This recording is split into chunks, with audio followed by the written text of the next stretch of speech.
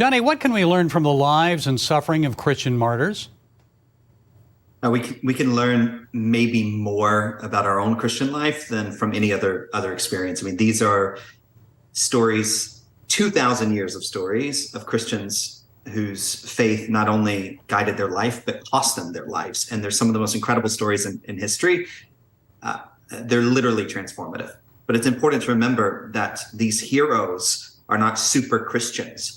They're everyday Christians like you and me. It's just that they lived in a time and a place, whether it was 2,000 years ago or 2 years ago, where they had to make a really difficult choice about whether they would live for Christ or pay the ultimate price. And I'm sure you compiled a lot of stories. So can you share one that has had the greatest impact on you?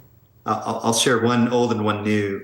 There's the amazing story about Perpetua, this early Christian woman who was martyred from a wealthy, well-to-do family. Her father begged her, pleaded with her to recant her faith, and yet she chose to stand. And in fact, the eyewitness account says that as she was about to die, she put her hair up.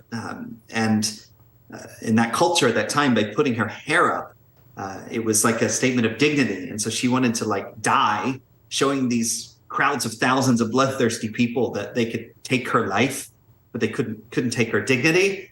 And she was preparing herself as she entered heaven to be ready to see Jesus. There's so many strong, powerful women, these amazing stories.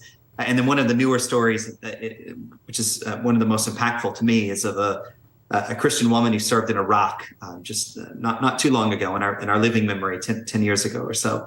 And she left a letter, a sealed letter with her pastor, only to open in the event of her death. And she did die, and that letter was opened, and the contents of the letter we've recorded in the book.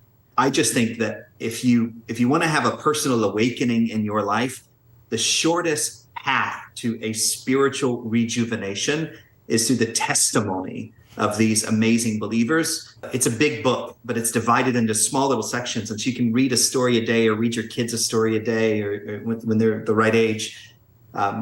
I think it's transformative if you do that. And pastors, I'm encouraging pastors, don't give one Sunday a year to the persecuted church. Every Sunday, you can take a story from this book and you can make it a sermon illustration. You can inspire your congregation. What's your hope for this book? What's the takeaway? I hope this book awakens a generation. In early American history, in many homes, if there were books at all, there was the Bible, and there was Fox's Book of Martyrs. These stories have been carried with us for centuries. And I just hope that these stories inspire a new generation to live for the faith that they say that they believe. It's like a spiritual shot in the arm. But even more than that, I hope as we in the West read these stories, that it causes us to pray more and to help more and to advocate more and to learn more from the persecuted church. Because the fact is, it is the worst time to be a Christian in many places of the world. There have been more martyrs in the last century than in the previous 19 combined. And yet, the church is growing more quickly than at any time in history. So it is the best of times, while it is the worst of times. And there's so many lessons we can learn just by stopping for 5 minutes a day and reading some of their stories.